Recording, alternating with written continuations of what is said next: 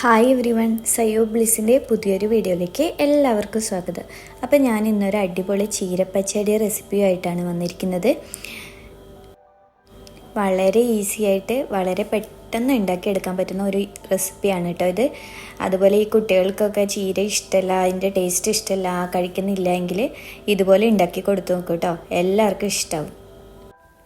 തണ്ടോടുകൂടിയ ചീരയാണ് കേട്ടോ എടുക്കുന്നത്. പിന്നെ ഒരുപാട് പ്രാവശ്യം നന്നായിട്ട് വെള്ളത്തിലിട്ടിട്ട് കഴുകിയെടുക്കണം, മണ്ണും ചളിയൊക്കെ ഉണ്ടാവും. എന്നിട്ട് ഈ കഴുകി വെച്ച ചീര ഒരു പാനിലിട്ടിട്ട് കുറച്ച് വെള്ളവും കുറച്ച് ഉപ്പും എടുത്തിട്ട് നന്നായിട്ട് വേവിച്ചെടുക്കാം.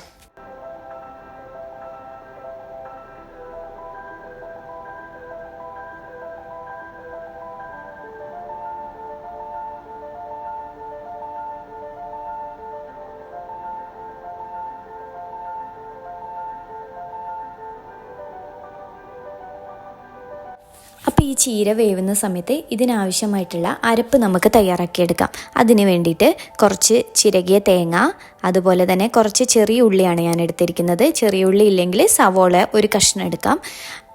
അതുപോലെ അരിഞ്ഞു വെച്ചിരിക്കുന്ന ഇഞ്ചി, കുറച്ച് കറിവേപ്പില, ഒരു 2 കറിവേപ്പില മതി കേട്ടോ. പിന്നെ അതുപോലെ 2 പച്ചമുളക്. അപ്പോൾ തേങ്ങയും ഇഞ്ചിയും ഉള്ളിയും ഈ പച്ചമുളകും കറിവേപ്പിലയും ഈ മിക്സിയുടെ ജാറിലേക്ക് ഇട്ട് കൊടുക്കാം. അപ്പോൾ നമ്മൾ ഇത് അരച്ചെടുക്കാൻ ഒട്ടും തന്നെ വെള്ളം യൂസ് ചെയ്യുന്നില്ല. അതിന് പകരം നമ്മൾ തൈരാണ് എടുക്കുന്നത്. തൈര് നമ്മളുടെ പുളിയുടെ ഇഷ്ടത്തിനനുസരിച്ച് ആഡ് ചെയ്ത് കൊടുക്കാം കേട്ടോ. അതുപോലെ തന്നെ ഈ വേവിച്ച് വെച്ച ചീര നന്നായിട്ട് ചൂടാറിയതിന് ശേഷം മിക്സിയുടെ ജാറിലേക്ക് ഇട്ട് കൊടുത്തിട്ട് ഈ എല്ലാം കൂടി നന്നായിട്ട് അരച്ചെടുക്കണം.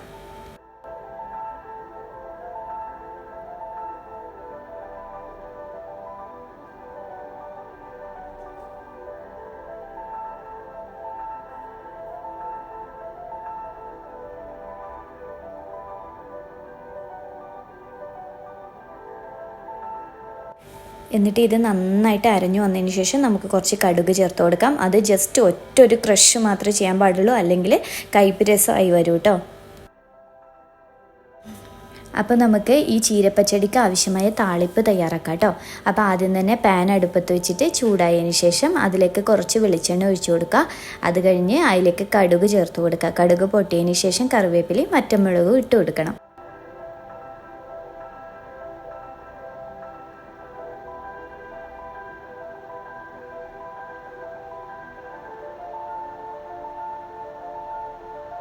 അതിനുശേഷം അതിലേക്ക് നമുക്ക് ഈ അരച്ചു വെച്ച പച്ചടി ചേർത്ത് ജസ്റ്റ് ഒരു തള വന്നതിന് ശേഷം ഓഫാക്കി വെക്കുക. അപ്പോൾ ഇത്രയേ ഉള്ളൂ കേട്ടോ പണി ഈ അടിപൊളി ചീരപ്പച്ചടിക്ക്.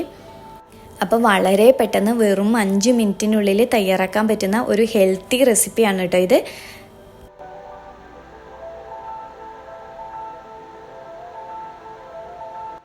ആവശ്യത്തിന് ഉപ്പ് ചേർത്ത് കൊടുക്കാൻ മറക്കല്ലേ. ഈ ചീരപ്പച്ചടി നിങ്ങൾ ഒരു പ്രാവശ്യം ട്രൈ ചെയ്തിട്ട് അതിൻ്റെ രുചി അറിഞ്ഞാൽ പിന്നീണ്ടല്ലോ പിന്നെ ഒരു പച്ചടി നിങ്ങൾക്ക് ഇത്രയും ഇഷ്ടാവില്ല. അപ്പോൾ ഉച്ച സമയത്തൊക്കെ പെട്ടെന്നൊരു ഗസ്റ്റ് കയറി വരികയാണെങ്കിൽ നമുക്ക് വെറും 5 മിനിറ്റിനുള്ളിൽ കുറഞ്ഞ ഇൻഗ്രീഡിയൻസ് കൊണ്ട് ഉണ്ടാക്കിയെടുക്കാൻ പറ്റുന്ന ഒരു അടിപൊളി ഡിഷാണിത്.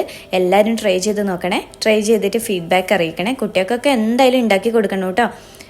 Thanks for watching. ബൈ.